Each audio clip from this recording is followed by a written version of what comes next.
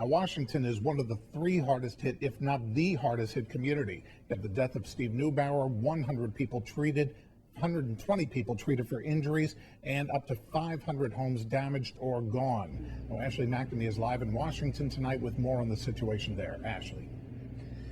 Eric, I'm standing here in front of Washington Estates, what used to be one of the center neighborhoods in Washington. It is almost completely decimated here tonight. It was as well yesterday.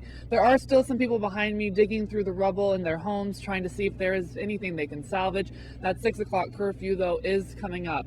City officials say they had about 15 minutes from when they were notified the tornado was coming and before it hit. And they say that 15 minutes, along with the timing of the tornado, helped save lives. It was at 11 o'clock in the morning, essentially. Most people were actually in church, not at home.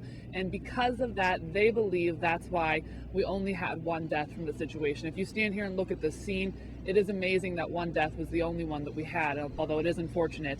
A lot of people are complaining and concerned about the restricted access in and out of Washington. City officials say they're just trying to allow IEMA, the Illinois Emergency Management Agency, to do their job to survey the situation. They say that search and recovery mission is over. They do not believe they'll find any more casualties from this storm, but they need to get through all these houses and see what's habitable, what's not, and what exactly they need to do to start the cleanup process. Beyond that, there are live gas lines open, a lot of power lines down. It's just not a safe environment for a lot of people to be in.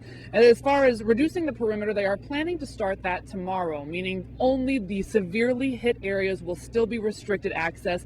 The east parts and west parts of town will start to be loosened up. More people essentially will be allowed to come into Washington tomorrow to see just how bad it is. Volunteers are something they say they're just not quite ready for yet. We're just trying to dig through the rubble, they say, and figure out how bad it really is. I spoke to the mayor of Washington just a couple of minutes ago, Gary Manier, and he says, standing here looking at this damage, it's hard not to get emotional. Well, I've unfortunately looked at it all day and walked through it yesterday afternoon when people were rushing to other family members and loved ones and friends, trying to see if everyone was okay. Just more surreal today. A helicopter ride over really put it into perspective of just how much damage has occurred in our great city.